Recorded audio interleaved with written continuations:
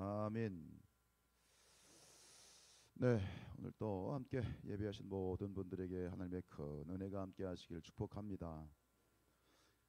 출애굽기 전에 이제 수요일에 출애굽기를 강의를 하면서 말씀을 드렸던 적이 있는데요. 이 출애굽기는 크게 세 부분으로 구분이 돼요. 그 1절부터 18절까지, 그리고 오늘 1절부터 18장까지, 그리고 19장부터 24장까지, 그리고 세 번째는 25장부터 마지막 40장까지인데, 오늘 이제 우리가 19장을 시작하잖아요.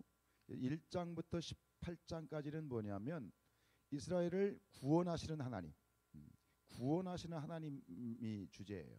그러니까 출애굽을 했잖아요. 그래서 오늘 이 19장부터는 새로운 국면으로 이제 넘어가는 건 뭐냐면 19장부터 24장까지는 뭐냐면 언약을 세우시는 하나님이에요. 언약을 세우시는 하나님. 이제 오늘 우리가 이제 이스라엘 백성들이 이제 1절에 보면 뭐라고 돼 있어요? 이스라엘 자손이 애굽 땅을 떠난 지 3개월이 되던 날 그랬어요. 이렇게 해석이 조금 헷갈리는 건 뭐냐면 3개월이 되던 날 그러면 3개월이 만 3개월이 됐다는 얘기인지, 근데 이게 뭐냐면 만 2개월이 되고 3개월이 되는 첫째 날이에요. 여기서부터 이제 이 24장까지 10계명 그리고 일반적인 율법들을 통해서 하나님께서는 이스라엘 백성들과 언약을 이제 체결을 하시는데, 언약을 이렇게 세우시는 하나님, 그리고 마지막 25장부터 40장까지는 이스라엘 백성들과 함께 하시는 하나님, 성막에 대한 이야기. 성막은 하나님의 집이죠. 그래서 이스라엘 백성들과 함께 거하시고 거주하시는 그런 하나님에 대한 이야기가 펼쳐지는데, 오늘 이제 19장부터 이제 이스라엘 백성들과 언약을 세우시는 그런 사건이 등장하는데, 이 19장은 뭐 제가 개인적으로도 뭐 그렇게 생각이 됩니다만 굉장히 중요한 그런 장이에요. 이제 여기서 이제 이스라엘 백성들이 출애굽 이후에 공식적으로 선민으로 부름을 받습니다. 선택받은 백성, 소위 말하는 우리는 하나님의 친백성이죠.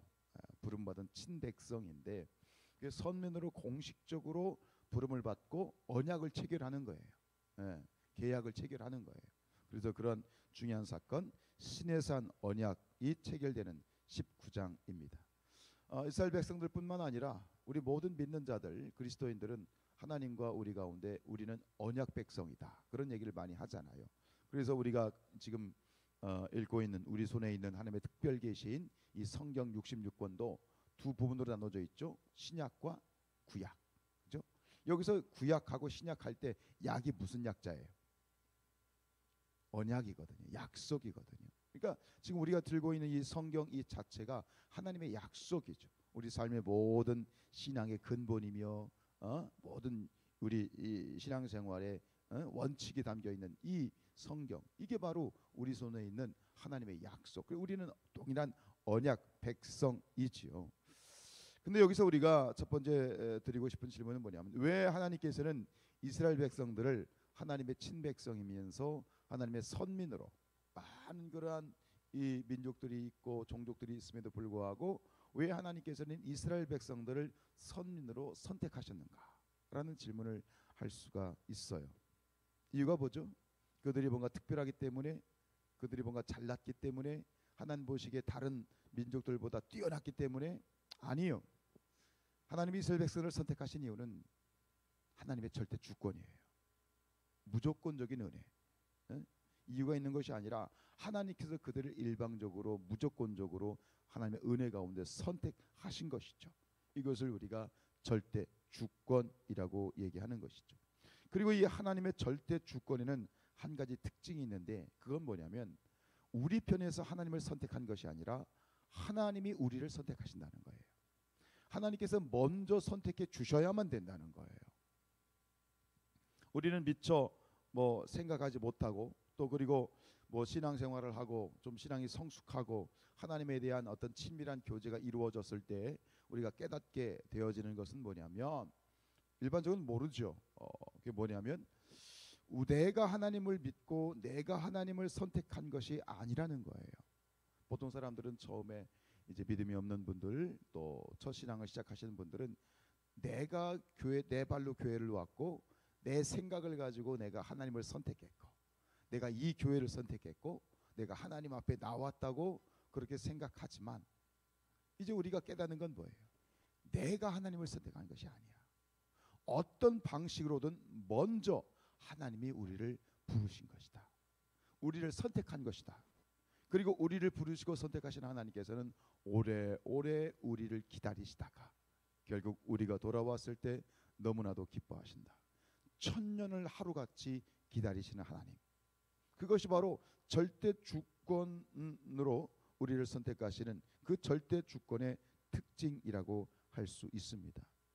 아담 이후 우리 인간은 타락한 인간, 전적으로 타락한 인간이 가지고 있는 고질적인 질병이 뭐냐면 영적 기억 상실증입니다. 그래서 우리는 하나님에 대해서 알 수도 없고 우리가 먼저 하나님 앞에 나올 수도 없는 존재로 그렇게 타락한 거죠. 이것이 타락의 결과이고 이것이 말하는 죽음이고 사망이죠. 우리는 하나님을 먼저 알 수 없어요. 그리고 우리는 먼저 하나님의 앞에 나올 수도 없어요. 그럼 우리가 어떻게 하나님을 알 수 있고 우리가 하나님을 안다라고 얘기할 때 우리가 어떻게 하나님을 알게 되고 우리가 어떻게 하나님 앞에 나올 수 있게 되죠? 네, 먼저 하나님이 우리에게 보여주셨기 때문에 하나님이 당신이 누구신지 우리에게 보여주셨기 때문에 우리가 하나님에서 아는 거예요. 그래서 하나님이 우리에게 보여주신 걸 뭐라고 얘기해요? 계시라고 얘기하는 거예요. 계시. 계시라는 건 나타냈다는 얘기예요. 보여주셨다는 얘기예요.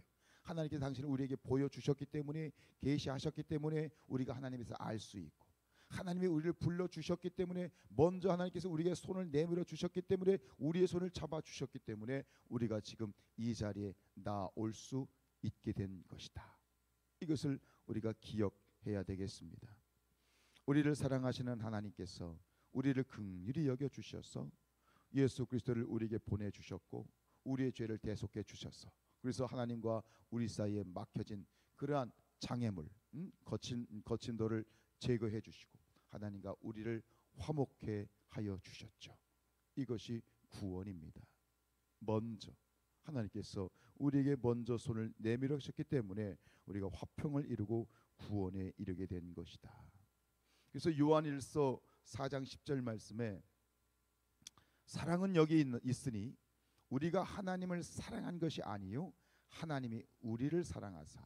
그죠? 여기서 이 단어를 넣고 싶어요.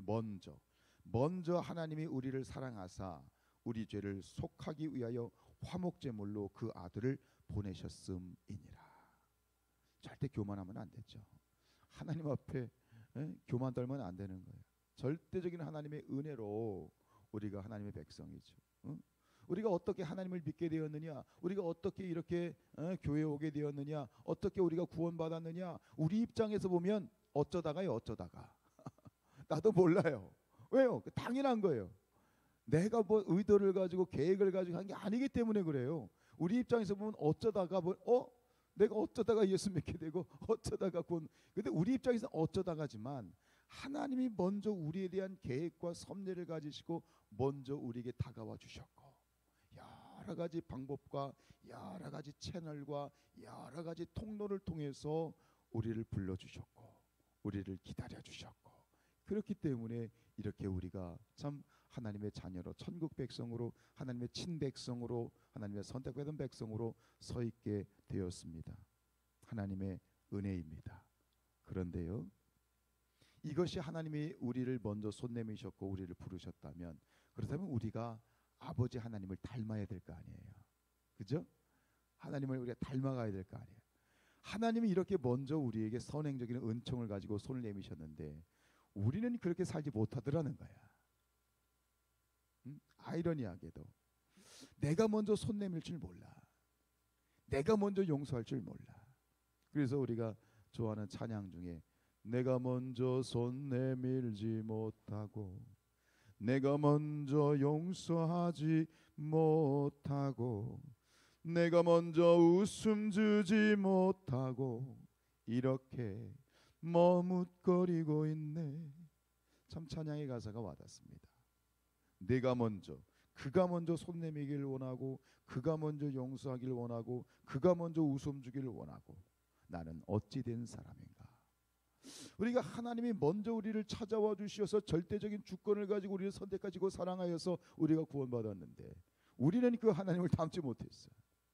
여전히 우리는 다른 사람이 먼저 나를 찾아와 주기를 하고, 내가 먼저 손 내밀지 못하고, 내가 먼저 용서하지 못하고, 그 알량한 자존심이 뭔지 몰라요. 근데 그 알량한 자존심을 깨지 못해 우리가 예수를 믿고 그 감당할 수 없는 은혜를 받았음에도 불구하고 그 알량한 자존심을 깨지 못해. 그게 우리의 모습이다. 사랑하는 여러분, 하나님 앞에서 우리의 삶은 빚진 자의 심정을 가지고 살아가야 될 줄로 믿습니다. 이것이 성경은 그렇게 얘기하죠. 빚진 자, 빚진 자로 살아가라. 우리는 감당할 수 없는 빚진 자. 예수님께서 이것에 대해서 말씀하셨잖아요. 예수님께서 비유로 말씀하시기를, 어떤 주인이 있는데 그 하나의 종이 주인한테 1만 달란트 빚을 졌어. 여러분, 1만 달란트가 지금 시가로 얼마인지 아십니까? 최소 6조입니다. 6조. 1만 달란트의 빚이란, 이건 갚을 수 없는 빚이란 얘기예요. 용서받을 수 없는 죄란 얘기예요. 근데 주인이 종이 하도 그냥 불쌍히 여겨서 불쌍하니까 탕감해줬어. 6조입니다. 6조. 만져봤나? 6조. 6억도 못 만져봤는데. 근데 그 은혜를 받은 종이 나가다가 자기에게 빚진 자를 만나잖아요. 얼마를 빚졌냐면 100데나리온. 100데나리온 얼마냐면 지금 시가로 똑같은 기준으로 보면 1,000만 원이에요. 자, 6조를 탕감받은 사람이 나가서 자기한테 1,000만 원 빚진 그 사람을 만나는데 어떡하냐면 멱살을 잡고 빚 갚으라고 합니다. 멱살을 잡습니다. 성경에 보면 목을 조였다고 그랬어요. 멱살을 잡았어. 그래서 너 빚 갚을 때까지 그래서 고소해가지고 옥에 집어 쳐넣습니다. 이게 우리의 모습이라는 거예요. 감당할 수 없는 그러한 빚을 정말 은혜로 이렇게 탕감받았음에도 불구하고 그 6조를 탕감받은 사람이 1,000만 원을 때문에 그 은혜를 잃어버리는 것이 우리의 모습이다. 소위 하는 말로 서운한 것, 미운 것, 그것은 돌에 새기고 은혜는 물에 새기는 것. 은혜를 돌에 새겨야 될 것인데 어찌 우리는 그 은혜를 물에 새기면서 살아가는지요. 우리가 좀 손해보면 어떻습니까? 우리가 좀 져주면 어떻습니까? 근데 우리는 그렇게 지독하게도 져줄 줄 모르고 지독하게 손해볼 줄 모르는 게, 그게 우리의 모습이고 제 모습이고 또 우리의 모습이지 않아요? 오늘 우리 하나님의 이 이스라엘 백성들에게 먼저 찾아와 주셨어. 선택해 주셨어. 그들에게 너는 이제 거룩한 제사장의 나라가 되고 하나님의 거룩한 백성이 되었어. 이제 너희가 내 말대로 행하면 그런 정말 이 세상의 최고의 하나님의 친백성이 되는 거야. 그런 큰 은혜를 받은 우리가, 역시 그 큰 은혜를 받은 우리가 세상 가운데에서 그 하나님을 닮아갔으면 좋겠습니다. 하나님을 닮아가는 그런 모습을 좀 살았으면 좋겠습니다. 손해보십시다. 조금 손해보면 어떻습니까? 조금 져주면 어떻습니까? 결국은 뭐예요? 지는 것이 이기는 것이다라고 성경은 얘기하지 않아요? 오리를 가자면 십리를 가지고, 겉옷을 달라 하면 속옷까지 내어주고, 오른뺨을 치면 왼뺨까지 내어줘야 되는 게 우리의 삶이거든. 예수님이 그렇게 사셨고 그렇게 살라고 요청하는데 우리는 왜 그렇게 지독하게 져주기 싫어하는지, 오히려 예수를 믿고 더 신앙생활을 오래되면 될수록 더 져주기 싫어하는 것 같아. 더 손해보기 싫어하는 것 같아. 우리 사랑하는 성산의 가족들이요, 손해보면서 사십시다. 결국 뭐예요? 내 삶이 절망 그런 삶을 사느냐 아니면은 그렇지 못한 삶을 사느냐는 그것을 이제 가늠할 수 있는 증거가 있는데, 그게 뭐냐면 열매입니다. 내 삶과 신앙 가운데 정말 예수님처럼 하나님처럼 그렇게 살아가면 맺혀지는 게 있는데 그게 열매예요. 하늘의 밀이 땅에 떨어져 죽으면, 이제 하늘의 땅에 떨어져 죽으면 많은 열매를 맺지만 죽지 않으면 하늘 그대로 있는 것이지.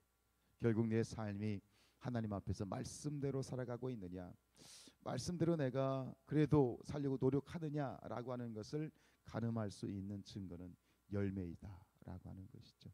저 여러분의 삶 가운데 하나님의 이 귀한 열매 맺는 삶, 그런 삶 되어지시기를 주님의 이름으로 축복합니다. 기도하겠습니다.